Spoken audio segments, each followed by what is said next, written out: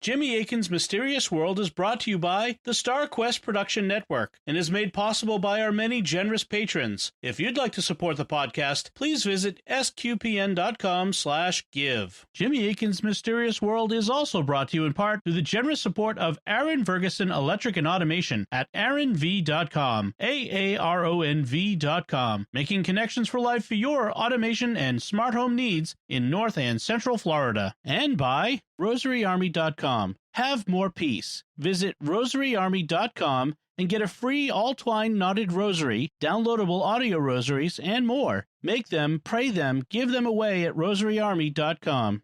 Previously on Jimmy Akin's Mysterious World. There's an interesting story behind the discovery of one of the most significant documents kept in the Vatican Secret Archives, made in a place associated with the name of the longest reigning pope after Peter. Pius IX was the first pope to create a personal archive, separate from that of the Secretariat of State. Following the death of the pope, this archive was transferred to the Vatican Secret Archives and situated right here where we are standing. This was a closed, sealed-off area to which only the Pope had the keys. In 1926, the prefect, Monsignor Angelo Marcati, received the key from the Pope and came here to research some documents at his request. While he was moving this high-backed chair, he heard suspicious noises coming from its backrest and realized it contained a secret compartment. He opened it and made a truly surprising discovery.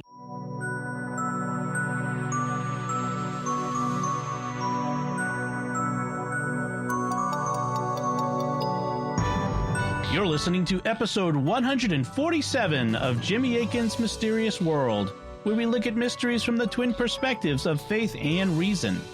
In this episode, we're talking about the secrets in the Vatican Secret Archives. I'm Dom Bettinelli, and joining me today is Jimmy Akin. Hi, Jimmy. Howdy, Dom. For centuries, the Vatican has maintained a trove of documents known as the Vatican Secret Archives. Rumor surrounds them, and countless people wonder what they contain. Some are suspicious and think the Vatican is hiding shameful secrets it never once revealed. Others think they contain sensationalistic things like proof that Jesus existed or proof that aliens exist. So what are the Vatican Secret Archives? How secret are they? And what do they contain? That's what we'll be talking about on this episode of Jimmy Akin's Mysterious World. So, Jimmy, what were we hearing in that pre-open for this show? I think I know, but let's explain for the listeners. And then what was discovered in the secret compartment in the chair in the Vatican Secret Archives? We were hearing audio from a documentary on the Secret Archives that was produced by Centro Televiso Vaticano, or Vatican Television. And here's what they found back in 1926. Inside the chair was a large document, complete with 85 seals. Reading it, Monsignor Marcati realized that it was the letter sent by the English lords to Clement VII, urging the Pope to annul the marriage of Henry VIII to Catherine of Aragon. In the summer of 1530, the king's marriage trial was blocked in Rome.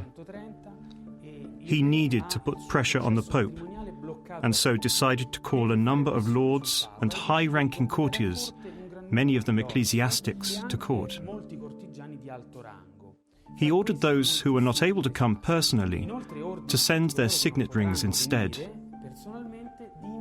Those who responded, under great pressure from Henry VIII, who knew how to exact obedience, put their seals to this letter.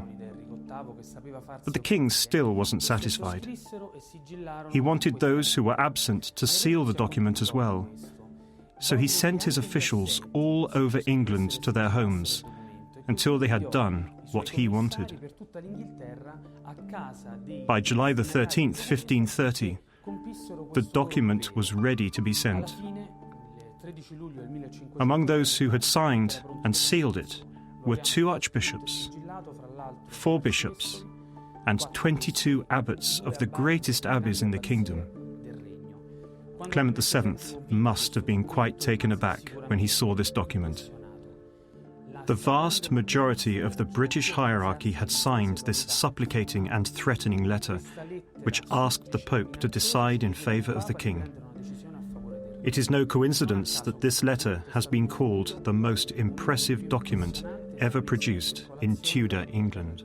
And it is extremely impressive, with 85 wax seals set in metal frames hanging off the bottom of the document. It's also impressive in that it represents so much of the British hierarchy, including the Church's hierarchy, asking the Pope to annul Henry VIII's marriage to Catherine of Aragon. And it's impressive in that it bears directly on a pivotal historical event. If the Pope had seen his way clear to grant Henry the annulment, he would have been free to marry another woman who would have theoretically been able to give him the heir that he so much desired. In that case, he likely never would have set up the Church of England. England, Scotland, Wales, and all of Ireland would have remained Catholic. The age of mutual persecution between Catholics and Protestants in England itself wouldn't have happened. Major military conflicts wouldn't have taken place. Denominations like Anglicanism, Methodism, Presbyterianism, and the Baptist movements wouldn't exist, certainly not in their present form. And Catholicism would be the default faith in the English-speaking world. Imagine the impact that this event had on world history. But the document also illustrates something else. It illustrates the chaotic history of the Vatican Secret Archives. For, as we'll hear, the archives themselves have been damaged over the years. In the 1800s, Napoleon carted many of them off to France, and the Vatican never got some of them back. It may be that an important document like this one was hidden in a secret compartment in a chair to prevent Napoleon's forces from discovering it and stealing it. And the document illustrates how, because of the turbulent history of the Vatican Secret Archives, they haven't always known what they had in their possession. So the secret archives are this place of mystery, and a lot of people have questions and suspicions about them. So what kind of things do people suspect are in the archives? To give you an example, here are 10 things that the website listverse.com suggests might be there. All right. Number 10. Religious artifacts like the True Cross, the Ark of the Covenant, and Noah's Ark. That one takes up a lot of shelf space. Number 9. The bones of St. Peter. Number 8. Historical documents that prove or disprove that Jesus existed. Number 7. The Chronovisor, a device that lets you view events in the past by some kind of electronic time travel. Ooh, I want one of those. It's bigger on the inside. Number 6. The true third secret of Fatima, not the one that was publicly revealed by St. John Paul II and the future Benedict XVI. Number 5. The devil himself, or at least a manifestation of Satan. Number 4. A magical book from the Middle Ages known as the Grand Grimoire. Number 3. A painting of Jesus made in the 1st century. Number 2. Evidence that intelligent aliens exist. And the number 1 thing that might be in the Vatican Secret Archives? Nothing at all, or at least nothing comparing to the sensationalistic items on this list. I have to give listverse.com credit for noting the last of these is the most likely alternative, that the Vatican Secret Archives don't contain any of these things. However, what they do contain and why is something we'll be examining. So how will we proceed in this episode? The Vatican Secret Archives aren't as secret as people often think. As a result, we won't be using our traditional structure of a background segment followed by analysis mode with the faith and reason perspectives.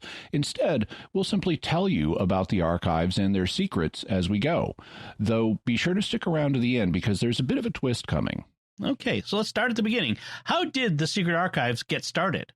Popes have been using documents ever since the 1st century. For example, we have the 2 letters of St. Peter that are part of the New Testament. These letters are much, much longer than normal ancient letters, which were extremely short by modern standards.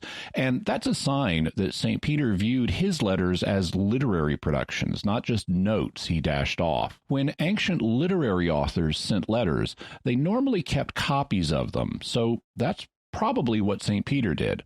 As a result, the popes have probably had personal archives of documents ever since the very first one. But at that time, the church wasn't yet based at the Vatican, at least not in terms of having its headquarters there. Vatican Hill was not one of the famous seven hills of Rome. It's across the Tiber River from the famous seven. But there were people there in the first century. The Emperor Caligula used the site for chariot practices, and Nero, the emperor who martyred St. Peter around AD 65 or 66, built a famous circus there, a Roman circus being a site for chariot races, horse races, and gladiator fights. So Nero used circuses as places to martyr Christians after he framed them for the Great Fire of Rome that started in July of AD 64. Is it possible that St. Peter was martyred on the circus on Vatican Hill? It's quite possible. Peter was then buried in a cemetery that was located there, and his remains were discovered by archaeologists in the mid-20th century.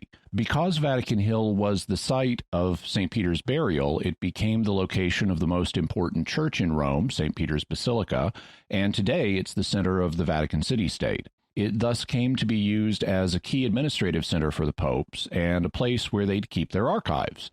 This wasn't always the case, though. Originally, the Pope's archives seem to have been taken from one place to another based on the Pope's movements. That almost certainly would have been the case in St. Peter's day, and it continued to be the case for some time afterwards. As the Christian population of Rome grew, church records came to be stored in multiple places around the city, and that's still the case. Every parish and every Vatican office has its own set of records. Over time, the popes began building up quite a library, and in 1475, Pope Sixtus IV established what's now the Vatican Library, which contains books on theology, philosophy, and art, among other subjects. And it was meant to be a public library. It was open to the public. So how is the Vatican Library different from the Vatican Secret Archives? The books in the Vatican Library weren't the church's administrative records, which the general public, wouldn't be interested in and wouldn't normally be given access to since they were private. The latter records were stored in different places around the city, but in approximately 1611, around the same time that the King James Bible was published, Pope Paul V ordered that church records be centralized in one place. That led to the creation of the Vatican Secret Archives, which is called an archive rather than a library because it's primarily for documents and records rather than books. At the time, it had a different name.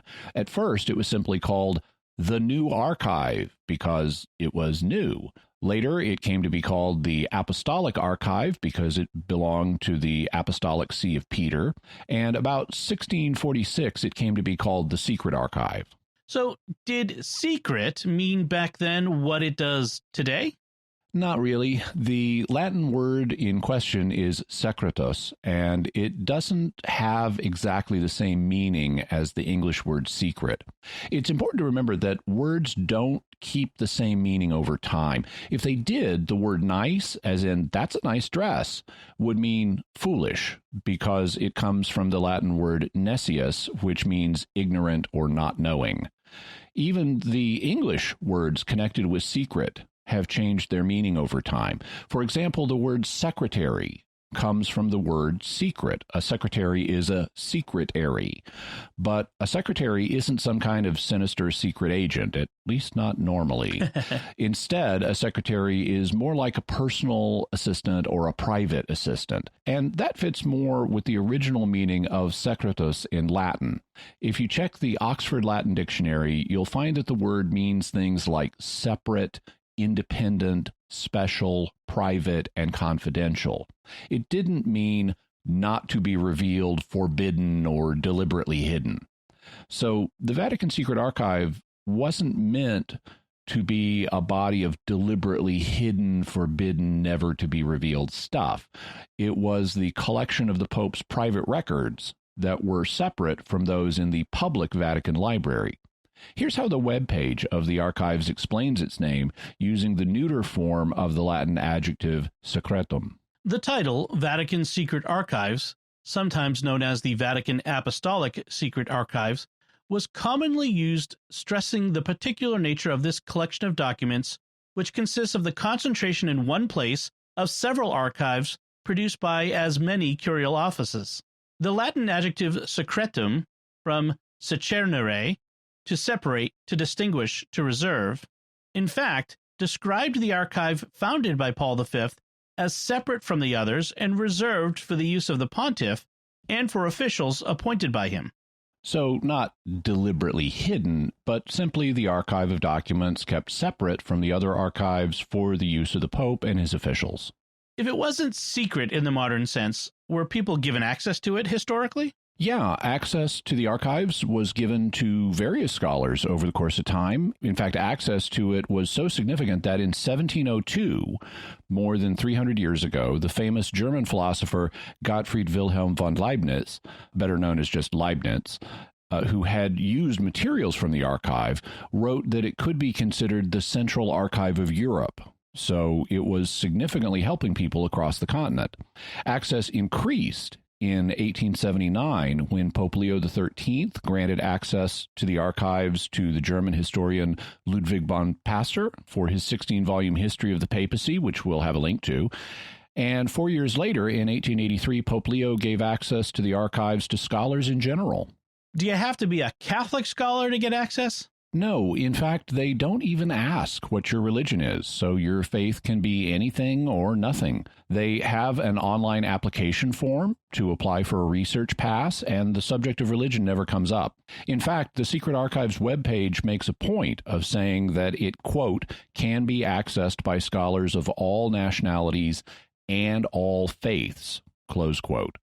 Instead of your faith, they want to know your name, your contact information, including your email address, because they send the reply by email. They let up to 60 scholars have access to the study rooms at one time, so 60 people a day. And these scholars come from about 60 nations on average each year. So there's like 1,200 scholars annually that come to the archives. They want to know what university you graduated from, what your degree was in, and what your current position or role is. They want to know when you'd like to access the archive study rooms, and you can apply for up to 3 months of access at a time.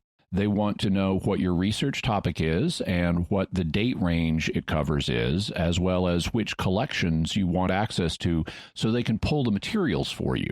And obviously, you need to be knowledgeable about how to handle archival materials since you're going to be using them. You know, they don't want you getting Cheeto stains all over these centuries-old documents. That's right.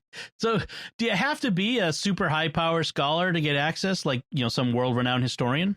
No, in terms of your personal qualifications, they just want you to have a 4-year degree from an accredited university or a licentiate degree if you're a clergyman, and that doesn't have to be a Catholic clergyman. Also, they want a letter of presentation to prove that you're a bona fide researcher rather than some crank. This letter needs to be written on letterhead from an accredited research institute, or it at least needs to come from a person qualified in history, which could just be an associate professor of history somewhere, not even a full professor, or the director of an institute of historical research who might not even have a doctorate. But it's pretty flexible. Basically, college graduates who have a letter of recommendation from a historian saying they've got a serious research project. And despite the COVID pandemic, the archives are still open. Scholars can still go to them, though at the moment you have to follow special rules because of COVID. So we'll be covering specific things that are in the secret archives, but what do they contain in more general terms? The archives contain millions of papers and parchments that range over the last 1,200 years for the most part, from the 12th to the 20th centuries. If the shelves they sit on were placed next to each other, they'd stretch for 53 miles, so 53 miles of shelving, making them equivalent in length to the Panama Canal. If you put them up on bookcases that are 6 shelves tall, the bookcases would stretch for almost 9 miles. Much of this is stored underground. A lot of it is stored in an underground vault known as the bunker, which is underneath the Cortile della Pina, or the Court of the Pine Cone, which is part of the Vatican museums. They call it that because the courtyard has an enormous 13-foot tall bronze sculpture of a pine cone that dates from the 1st century. And I've been there. I remember being in the Court of the Pine Cone when I visited the Vatican museums a few years ago, only I didn't realize I was standing over the bunker of the secret archives. In any event, the fact that the archives are largely stored underground is why you need to book time in the study rooms so they can find the documents, or at least you need to book in advance, so they can find the documents you want and bring them up to you. Are there things in the archives that you can't see, that they won't let you see? Yeah, there are. They want to protect the confidentiality of people who are still alive, so they normally don't let you access the most recent material. There's a span of time known as the closed period that includes documentation that is not yet available to researchers. The reigning pope decides when to open this closed period and to place the documents relating to the entire papacy of one of his predecessors at the disposal of scholars. While closed to researchers, this documentation is open to the archivists who dedicate themselves daily to arranging and reorganizing this material in anticipation of a papal decision to open them for consultation. When it comes to cardinals, they'll let you have access to records relating to the personal affairs of cardinals down to 1922, at least currently, but not afterwards. So they basically have a 100-year waiting period to protect the confidentiality of cardinals and other people mentioned in the cardinals' records who might still be alive. When it comes to popes, they normally open the records 75 years after the close of a pope's reign. Obviously, the Pope himself is normally dead at the time his reign ends, but other people he interacted with may still be alive, which is the reason for the 75-year period. If you take the present year, 2021, and subtract 75, you get back to 1946, and the Pope whose reign ended right before that was Pius IX, who died in 1939, just before the outbreak of World War II. So his records were the ones that had been opened most recently under the 75-year rule. And do they ever make exceptions to the waiting periods? Yes. In fact, even though the 75 years haven't passed, the records of Pope Pius XII are now open. Pius XII died in 1958, so ordinarily we wouldn't expect his records to be opened until 2033. But there's been controversy about his role in World War II. The truth is that Pius XII, whose birth name was Eugenio Pacelli, really hated the Nazis. He even did long-distance exorcisms on Hitler, as we'll discuss in a future episode. And he ran a secret network to protect Jews from Nazis.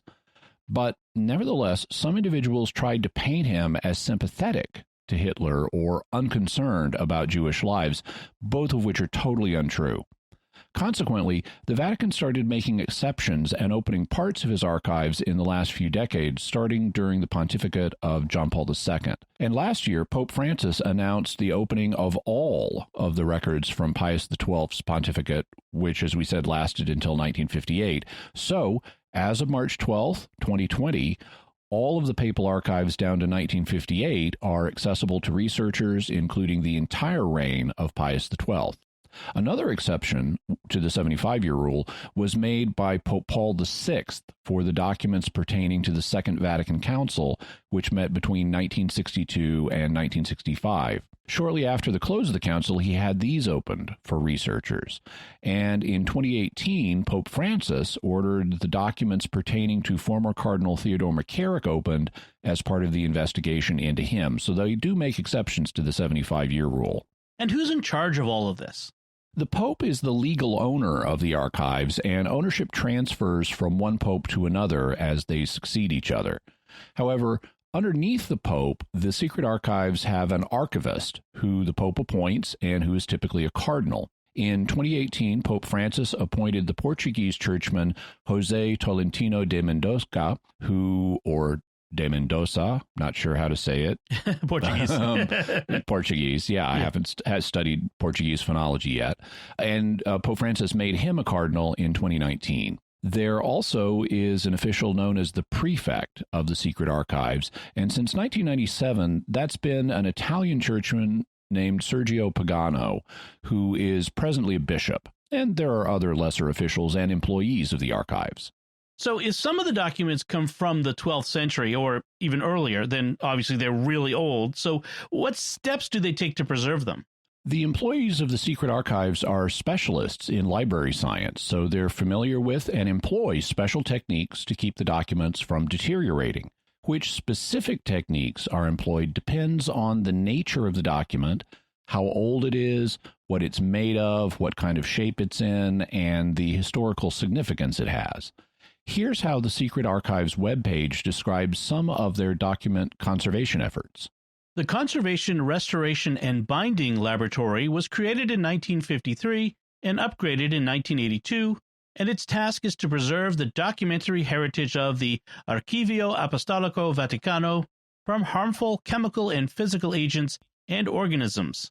Hence, it controls and assesses the areas housing the archive fauns, the environmental and atmospheric conditions, the presence of harmful organisms, air quality and lighting, and it also selects appropriate fittings and protective cases.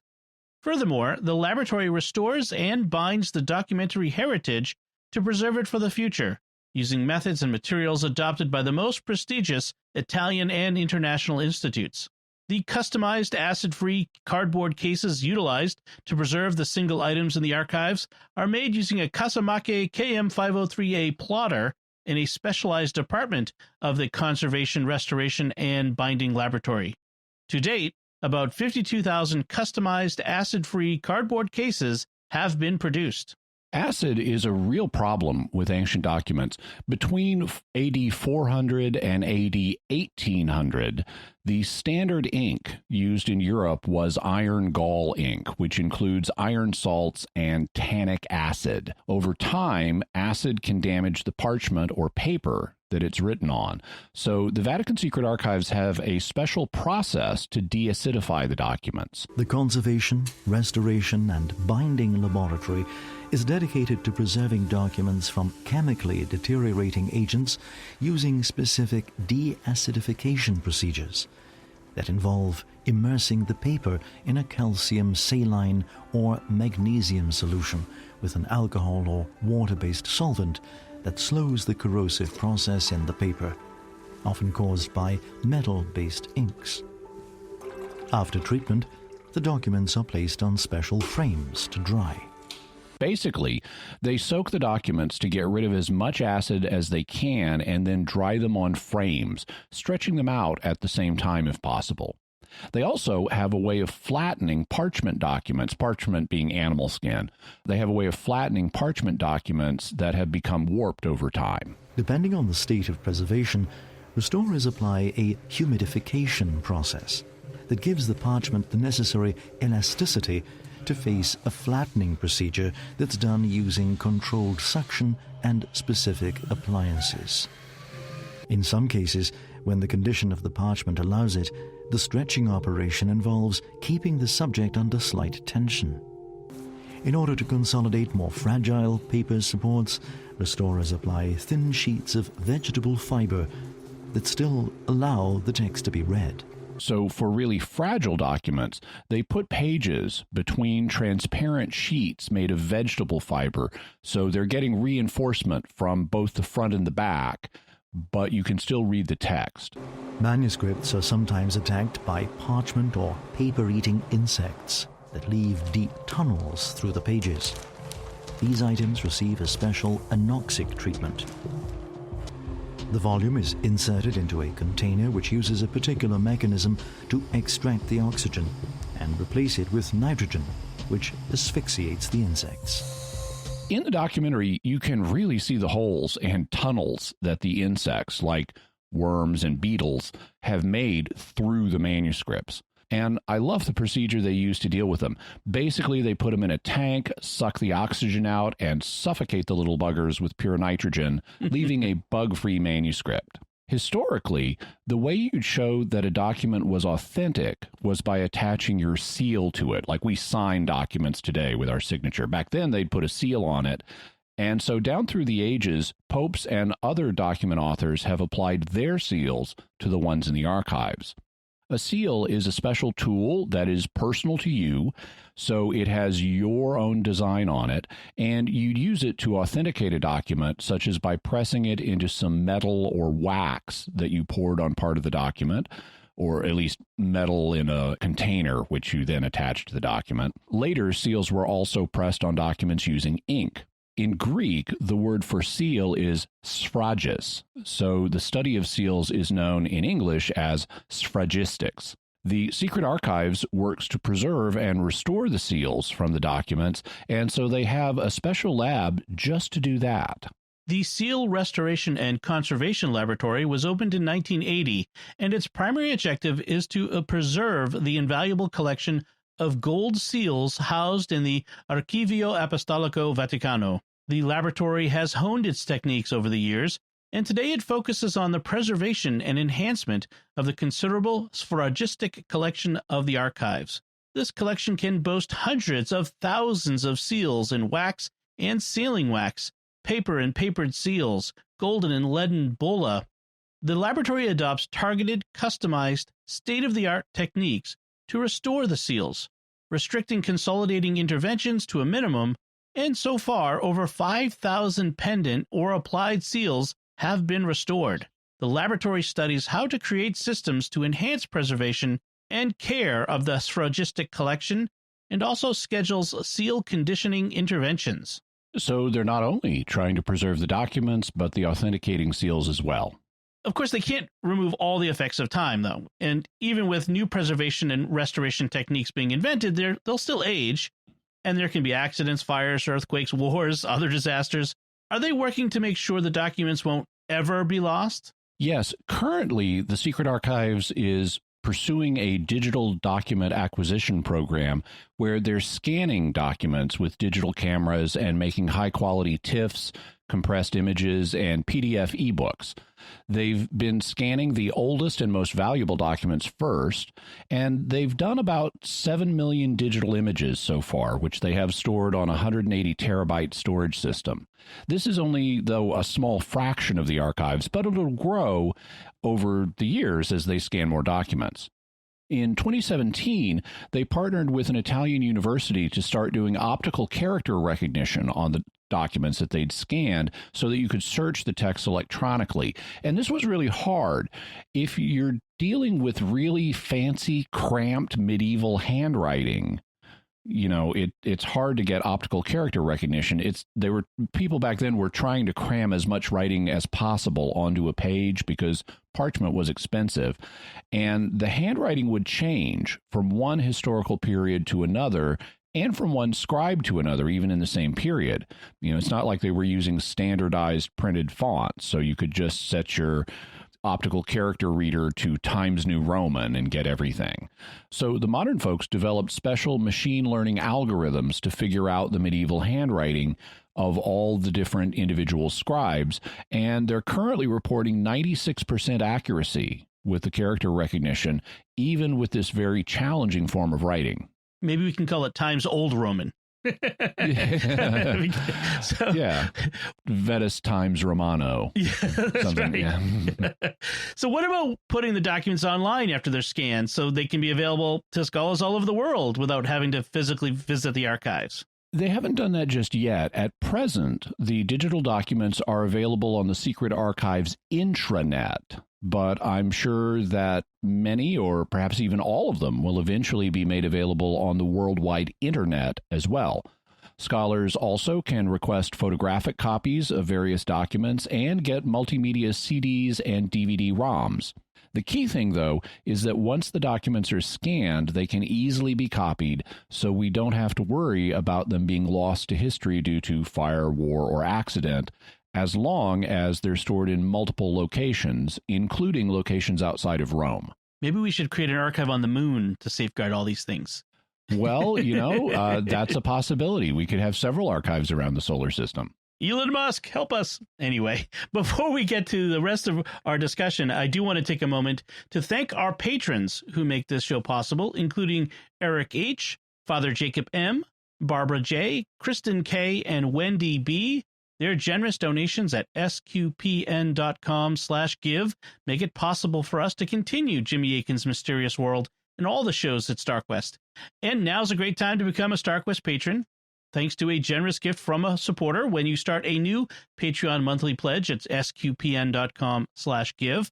The first 3 months will be matched by an equal amount from our donor to support all our shows, including this one, which makes your gift go even further. And we're more than halfway to our goal of $2,000 in new monthly pledges, so won't you help us close the gap? If you've been thinking of becoming a StarQuest patron, now's the time. Visit sqpn.com/give today. Jimmy Akin's Mysterious World is also brought to you in part through the generous support of Aaron Ferguson Electric and Automation at aaronv.com, AARONV.com, making connections for life for your automation and smart home needs in North and Central Florida. And by rosaryarmy.com. Have more peace. Visit rosaryarmy.com and get a free all-twine knotted rosary, downloadable audio rosaries, and more. Make them, pray them, give them away at rosaryarmy.com. So, Jimmy, to continue our discussion, have documents ever been lost to things like war? Absolutely. As we mentioned at the top of the show, the French statesman and later Emperor Napoleon Bonaparte had a sort of love-hate relationship with the Catholic Church. We'll talk about Napoleon in the future, but for now, let's just say it was complicated.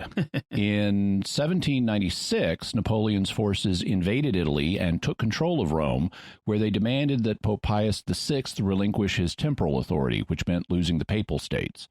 Pius VI refused to do so, and so they took him prisoner, and he died in custody. Then Napoleon tried to patch things up with his successor, Pius VII. But the relationship soured, and Pius VII excommunicated the emperor. Pius VII then ended up being taken prisoner too, and he remained in custody for 6 years. Eventually, Pius VII was released, and Napoleon fell from power. Did Pius VII try to get back at Napoleon afterward? Actually, he turned the other cheek and urged lenience for the fallen emperor. And before his death in 1821, Napoleon was reconciled with the church. During all this, when Napoleon was in control of Italy, he was demanding tribute from the Italians in the form of artwork, statues, and manuscripts. In 1809, he ordered that the entire Vatican Secret Archives be crated up and transferred to Paris, where Napoleon wanted to build a central archive for Europe. After his fall from power, the French government was willing to return the archives, but they didn't provide enough funding to get them safely back to Rome, so the Vatican had to put up some of the money. Still, it wasn't enough, and the resulting transportation system back to Rome was insecure. As a result, it's estimated that between a quarter and a third of the archives were lost and never made it back to Rome. Some documents were stolen or misplaced or ended up for sale in bookshops. Others were lost forever. Needless to say, this caused chaos, and it's one of the reasons why the archives haven't always been sure what they had in their possession. Let's talk about some of the documents that are presently in the archives. What are some of the most sensational documents, the ones that the public would be most interested in? One such set of documents that they have is the complete trial records of the Galileo affair. This is the so-called original Codex of the Galileo Galilei trial. Actually, it is a composite volume, a collection of various files of different periods that regard the scientist from Pisa and the procedures he faced at the Holy Office, or Inquisition, between 1616, when the Dominicans in Florence first accused him. So the very first weak investigation against him, and then the real trial from 1632 to 1633, which ended with Galileo recanting. This volume has an interesting history of travel. In 1810, when Rome was occupied by the troops of Napoleon, it was taken from the archives of the Holy Office and sent to the emperor in person because he wanted to see it. Napoleon held these papers in his hands, and understanding their importance in the interests of France and against Rome, so to speak, he gave them to his court librarian. But the well-known historical events ensued, including the overthrow of the emperor, Napoleon's fall from power in 1814, and the succession of the Bourbon king, Louis XVIII. This volume only returned to the Vatican in 1834. It was placed in one of the cupboards in this room and has been preserved here ever since. What are the contents of this volume? It contains the original acts from 1616 to 1633 and afterwards, concerning the life and trial of Galileo Galilei before the Roman Inquisition. Right here, in front of us, on these pages, are the declarations of Galileo, the transcripts of his interrogation by the inquisitors, in which he defends himself against the accusations of heresy and for sustaining various theories contrary to the scriptures in his dialogue. He also defends himself against the accusations regarding his obedience to the famous Bellarmine precept of 1616. In short, we have the whole court case that concluded with Galileo recanting on his knees, lighted candle in his left hand, as prescribed in the Church of the Minerva in 1633. Those records have been translated into English, and I have a copy of them. We'll have a link to where you can get them too. And yes, we will be talking about Galileo and geocentrism in a future episode. Incidentally, I've been to the church in Rome that he mentioned, Santa Maria sopra Minerva, or St. Mary over Minerva, though I didn't realize at the time that it was where Galileo's recantation took place. They also have the trial records of another supposed martyr for science, Giordano Bruno, though it really wasn't his scientific views, but his theological views that they found most alarming. I mean, he was a heretic 7 ways from Sunday. Giordano Bruno's records were among those that they lost until they were rediscovered in the archives in 1940. Another set of famous documents have to do with Martin Luther and the beginning of the Protestant Reformation. We move on to this other interesting and outstanding document.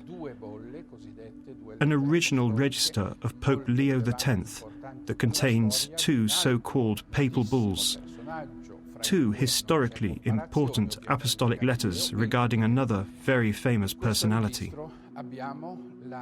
Although there is no way to compare the two, Galileo and Martin Luther, this register contains the threat of excommunication against Luther expressed in the bull Exsurge Domine of July 1520. In it, the Pope formally condemns Luther's 41 theses affixed to the castle of Wittenberg as heretical and gives him 60 days to change his mind and to apologize for challenging Rome and the Pope, or face excommunication. Obviously, the bull registered here was sent in the original, complete with papal seal to Martin Luther in person. In response, and in contempt of Rome and the Pope, he is recorded as saying, "I desire neither recriminations nor condemnations, nor the honours of Rome." And he burnt the document in Wittenberg in 1520. Time passed, and the 60 days were up. Luther went ahead, as we know, convinced that he was in the right, and that Rome was completely in the wrong.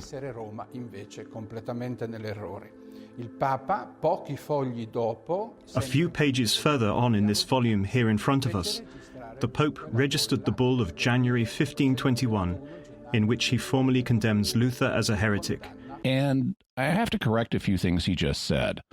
The bull Exsurge Domine does condemn 41 propositions of Luther, but they're drawn from different places in his writings, not just the 95 Theses. The condemned propositions do not simply mirror those in the 95 Theses, many of which there was no problem with. And Luther didn't nail the 95 Theses to a church in Wittenberg. There's no evidence that that happened.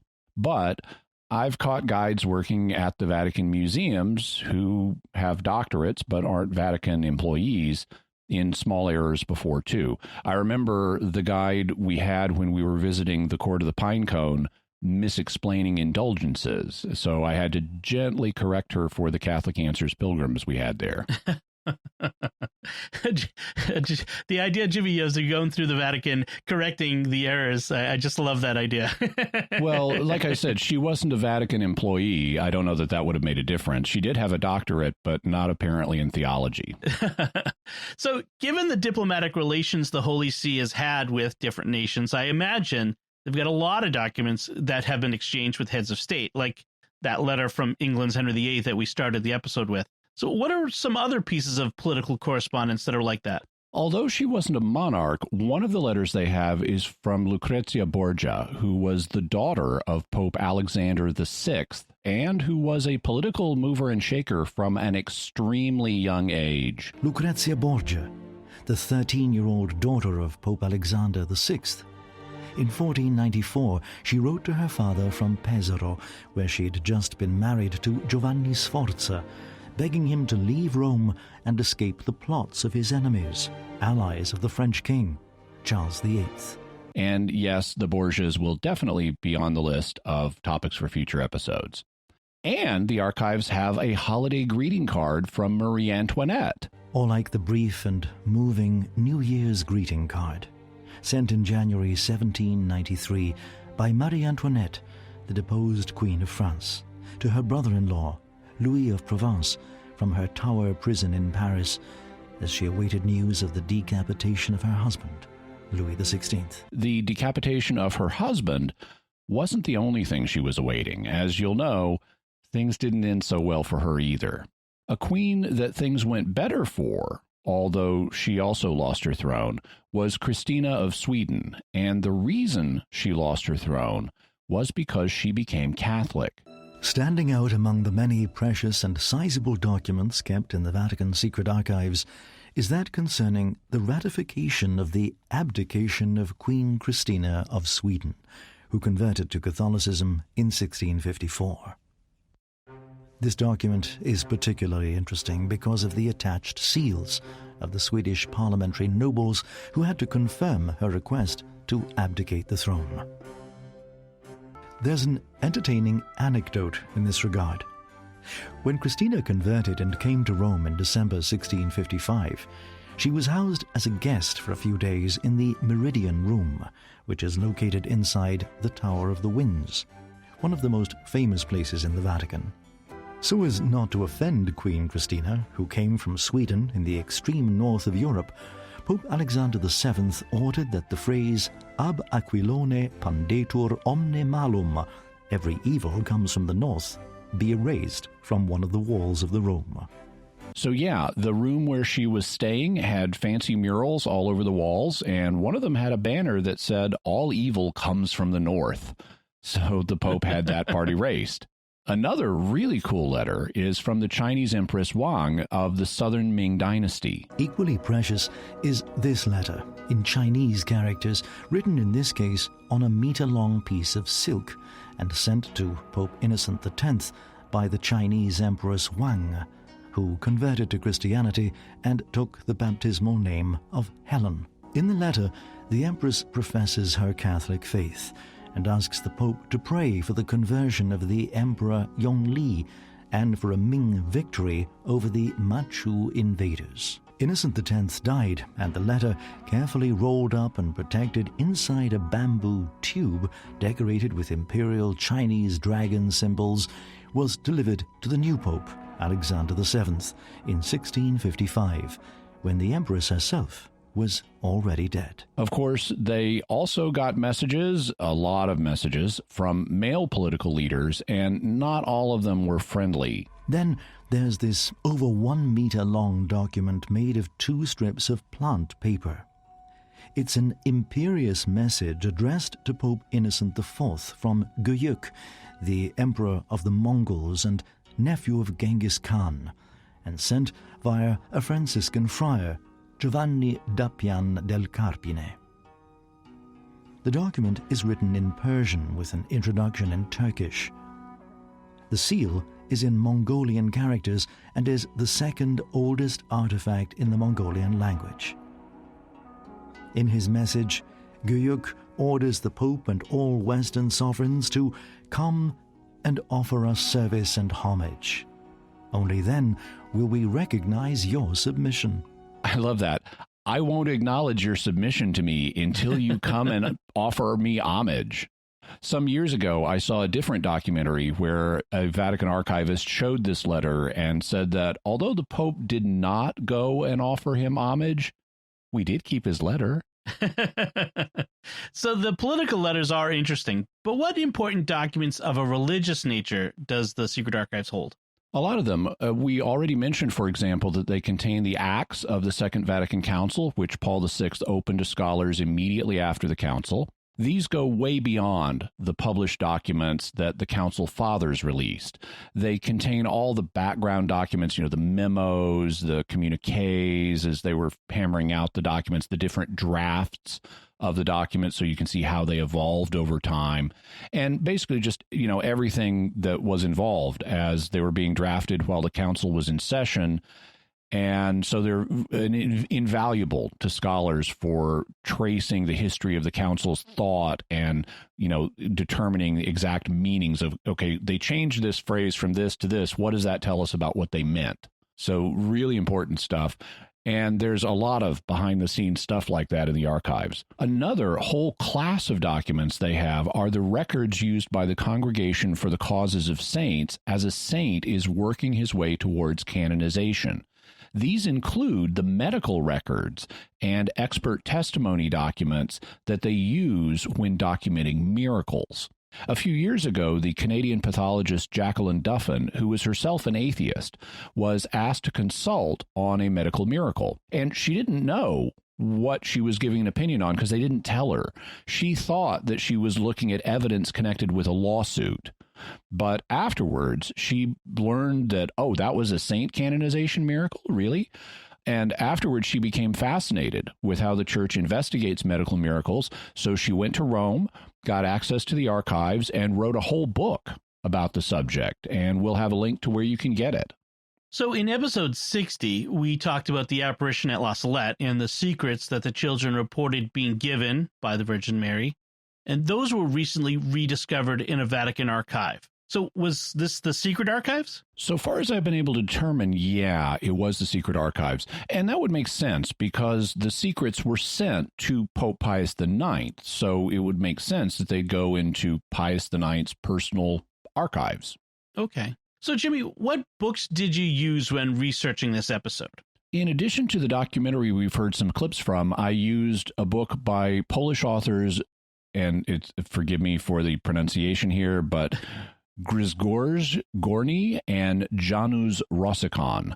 It's called The Vatican Secret Archives, Unknown Pages from Church History, and it was published in English by Ignatius Press just last year in 2020. I also used the book Lux in Arcana, The Vatican Secret Archives Reveals Itself, which documents an exhibit that toured a few years ago of material from the Secret Archives. Lux in Arcana, by the way, means or can mean light in mysterious places or light among the secrets. And the purpose of the exhibition was to reveal important things from the Secret Archives to the public. It's a really great book, and I highly recommend it. Both of these books are coffee table books, and they're filled with lots of pictures as well as historical background on the document. And they cover a lot of really, really interesting documents that we simply don't have time for in this episode. Just a note, Jimmy, when we're thinking about perhaps an official Latin motto for the show, we should consider Lux in Arcana, light in mysterious places. Yeah. So now that we've gotten a sense of what the Secret Archives actually are, let's do a lightning round and revisit those 10 things that Listverse speculated might be in them. And you tell me if each of the following things are likely to be there. So, number 10, religious artifacts like the True Cross, the Ark of the Covenant, and Noah's Ark. No, the Vatican Secret Archives are an archive for documents, not a museum. And everyone knows the Ark of the Covenant is in a U.S. government warehouse somewhere. Yeah. So, number 9, the bones of St. Peter. No, those are in St. Peter's tomb, which is at the Vatican, though, and they've been really thoroughly scientifically checked out, including carbon dating. Nice. I've seen those in the tomb. Number 8, historical documents that prove or disprove that Jesus existed. In a sense, because there's no good explanation for Christianity and how it spread so rapidly in the Roman world, all the way from Jerusalem to Rome in just a few years, unless it had a strong missionary mandate. And brand new organizations with strong missionary mandates have charismatic founders that give them their marching orders. So in a sense, all of the literature in the Vatican Secret Archives, as well as all Christian literature in general, points backwards as historical evidence to the historical founder of Christianity, Jesus Christ. Number 7, the Chronovisor, a device that lets you view events in the past by some kind of electronic time travel. No, but that would be really cool. If you want to see the Chronovisor, you need to get a trip on the TARDIS, and the Doctor can show it to you. That's right. That's right. Number 6, the true third secret of Fatima, not the one that was publicly revealed by St. John Paul II and the future Benedict XVI. No, because the complete text of the third secret of Fatima has been revealed, as repeatedly confirmed by John Paul II and Pope Benedict XVI, among others. However, the archives do seem to have the two secrets of La Salette. Number 5, the devil himself, or at least a manifestation of Satan. They don't have the devil himself, and I have no evidence of any demonically infested artifacts there. The church isn't interested in keeping demonically infested artifacts. When they come across them, the thing to do is exorcise the demons and end the infestation. You know, it's like when you discover a Cylon aboard your Starliner is lying to people and causing problems, you don't keep it around, you throw it into an airlock and space it. That's right. I thus have no evidence of any demonically infested documents being in the archives. So no Necronomicon. Okay, so number 4, a magical book from the Middle Ages known as the Grand Grimoire. The Grand Grimoire is a real thing, but it appears to be a hoax that was created around 1702, even though it claims to be older than that. Because it's a hoax, it's unlikely that a copy would have been deposited in the Vatican Secret Archives. Also, it's a book, and the more natural place to house it would be the Vatican Library rather than a documents archive. Number 3, a painting of Jesus made in the 1st century. No, the earliest surviving image of Jesus dates to around AD 235, and it's found in the Syrian city of Dura Europos. We'll have a link so you can see it for yourself. Number 2, evidence that intelligent aliens exist. No, but that would be wicked awesome. It would be wicked awesome. Number 1, nothing at all, or at least nothing comparing to the sensationalistic items on this list. Yeah, more or less. But what is there is still really cool and of great historical value. Yeah. So earlier, I'm going to call back to this now. You said there was a bit of a twist coming late in today's episode. So what's that twist? The twist is they're not called the Vatican Secret Archives anymore. For years, I'd thought as an apologist that the Vatican would do itself a favor if they changed the name and got rid of the word secret. You know, that only invites suspicion and conspiracy theories of the not good kind. Well, on October 22nd, 2019, Pope Francis released a document in which he changed the name. He explained, "The term secretum, which has become the institution's proper name and which has prevailed in recent centuries, was justified because it indicated that the new archive, created at the behest of my predecessor Paul V around 1610 to 1612, was none other than the Pope's private, separate, reserved archive. This is how all the popes always intended to define it, and this is how scholars still define it today without any difficulty. This definition, moreover, was widespread with similar meaning in the courts of kings and princes, whose archives were defined indeed as secret. As long as there was still an awareness of the close link between the Latin language and the languages that derive from it, there was no need to explain or even justify this title of Archivum Secretum. With the progressive semantic changes that have occurred, however, in modern languages and in the cultures and social sensibilities of different nations, to a greater or lesser extent, the term secretum in relation to the Vatican archive began to be misunderstood, to be colored with ambiguous, even negative nuances. Having lost the true meaning of the term secretum, and instinctively associating its value with the concept expressed by the modern word secret in some areas and environments, this term has taken on the prejudicial meaning of secret, as in not to be revealed and reserved for a few. This is entirely the opposite of what the Vatican Secret Archive has always been and intends to be, which, as my holy predecessor Paul VI said, preserves, quote, echoes and vestiges, unquote, of the passage of the Lord in history. And the Church, quote, is not afraid of history, but rather she loves it and would like to love it more and better as God loves it, end quote.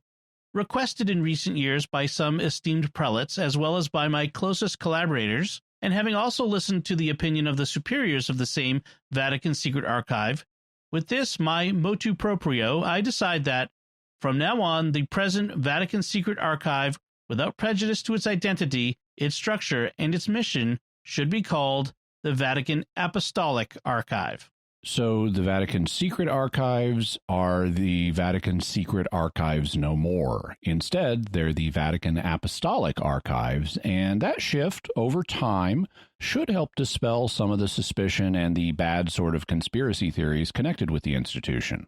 So, Jimmy, before we close out our episode today, what's your favorite document housed in the Vatican Secret Archives? My favorite document is a letter that was sent to Pope Leo XIII in May of 1887. It was sent by a group of Ojibwe Native Americans from Ontario, Canada, and it reflects their culture in several fascinating ways. Instead of being written on paper, it's written on birch bark.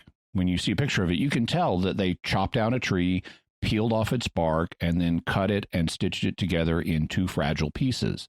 In the letter, they refer to where they live, their address, their physical address, as where there is much grass, which meant the place they lived in Ontario. And the date on the letter is in the month of the flowers, which means May. And they refer to the Pope as the Great Master of Prayer, because they didn't have a word for Pope in their native language. And they thank him for sending a custodian of prayer, by which they meant a bishop, to help them learn about Jesus. And I love that. It shows the universality of Christ's gospel for every people and every culture, and how we all can be united in faith and brotherhood. And that's a great positive note to end on. It sure is. So, Jimmy, what's your bottom line on the Vatican Secret Archives? The Vatican Secret Archives, now the Vatican Apostolic Archives, are a really fascinating place. They hold lots of really cool documents, some of which have tremendous historic value, and scholars of every perspective, Catholic or not, have access to them. They don't hold the kinds of sensationalistic things that people often suspect, but they do contain a lot of mysteries because scholars haven't yet completely gone through them and done an analysis of everything they contain. So there's still a lot of mystery left in them to be discovered. Jimmy, what further resources can we offer to the listener? We'll have links to Gorney and Rossacon's book, The Vatican Secret Archives, also the Lux in Arcana book, the documentary that we heard from on the Vatican Secret Archives, also Jacqueline Duffin's book, Medical Miracles, Doctors, Saints, and Healings in the Modern World, also the book, The Galileo Affair, a Documentary History, which translates documents from the trial. Also one, The Trial of Galileo, Essential Documents. We'll have a link to the Vatican Secret Archives website and an article on the Secret Archives that list verse 10 things possibly in the Vatican Secret Archives. We'll also have a link to Ludwig von Pastor's History of the Popes, the Vatican Secret Archive online application form in case you'd like to go there and do a history project or just, confirm that I was telling you the truth about it. Also, an article that I wrote a number of years ago on how Pope Pius XII protected Jewish people during World War II. An article on iron gall ink that causes the acid problem. An article on Napoleon and the Catholic Church, and also on Napoleon and the Secret Archives. An article on the Grand Grimoire, that hoax we mentioned. Also, the earliest surviving image of Jesus at Dura Europos, and Pope Francis's document where he changed the name to the Vatican Apostolic Archive. Excellent. So, Jimmy, what do we have for mysterious headlines this week? Well, we were talking in this episode about the bones of St. Peter, and recently there was an article about some bones in Rome that have been thought to be those of St. James the Less. Now, he was one of the 12 apostles, and sometimes he is identified with James, the brother of Jesus, but the evidence for that is really bad. The evidence from the New Testament is that James the Just, or James the brother of Jesus, and James the Less, or James the Short, or James the Younger, the apostle, are two different guys. There are multiple Jameses. One of them is James, son of Zebedee, who's the brother of John. One is James the Just, who's the so-called brother of Jesus. And then there's this other one, James the Less, or James the Short, or James the Younger, depending on how you translate it. In Greek, it's ha mikros, which could mean any of those things. So they have a femur at a church in Rome that was believed to come from James the Less. And recently it was carbon dated, and it turns out no, it's not. It's from someone else. The way we know that is not because of DNA sequencing, but because it's from the wrong century. It is a very old bone and could well be from a martyr, but this martyr, or whoever it was, died 200 years after James the Less lived. And so it's not from the same guy. And that's recently been in the science and archaeology news. So we'll have a link to that where you can read it. What I like about this, even though I get annoyed because they have headlines like bone from Jesus's brother turns out to be from someone else. It's like, no, this guy was not Jesus's brother. But what I like is it shows that the church is open to science, and they're not reporting. I mean, they're not trying to squelch reports of this. They let the scientists come in and do this dating because they wanted to know, is this bone authentic or not? And they're not challenging the results of the test.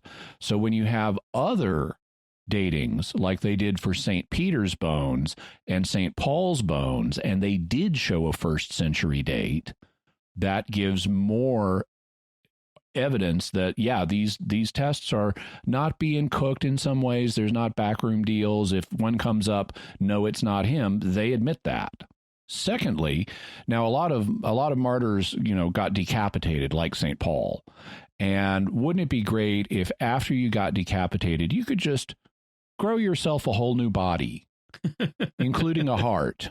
Well, that would be great. Well, it turns out some sea slugs do that. They apparently self-decapitate, and then they regrow entire bodies, including their hearts. There's at least a couple of species that have been found that do this. Some scientists had these sea slugs in an aquarium, and they noticed one day, there's a disembodied head that's going around eating algae. Okay, how does that work? And over time, it regrew its body, including its heart. And so you might wonder, how does it survive without a heart? The scientists certainly wondered that because they didn't know sea slugs did this.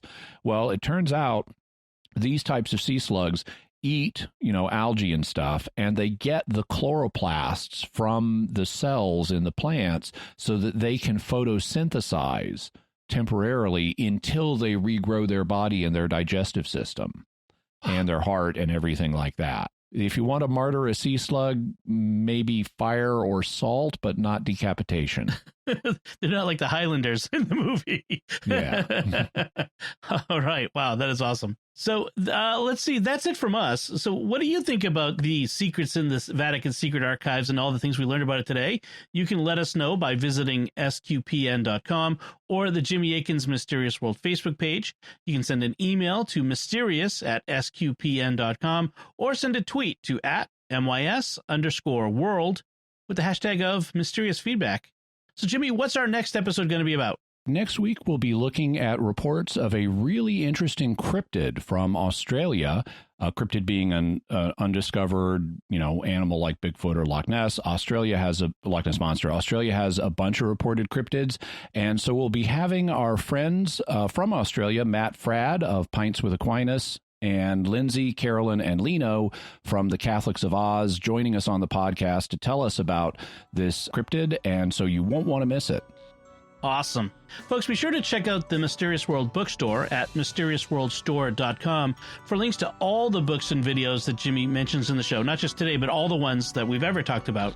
You can find links to Jimmy's resources from our discussion and links to those mysterious headlines on our show notes at sqpn.com/mysterious. And remember, to help us continue to produce the podcast, please visit sqpn.com/give. Until next time, Jimmy Akin, thank you for exploring with us our mysterious world. Thanks, Dom. And once again, I'm Dom Bettinelli. Thank you for listening to Jimmy Akin's Mysterious World on StarQuest.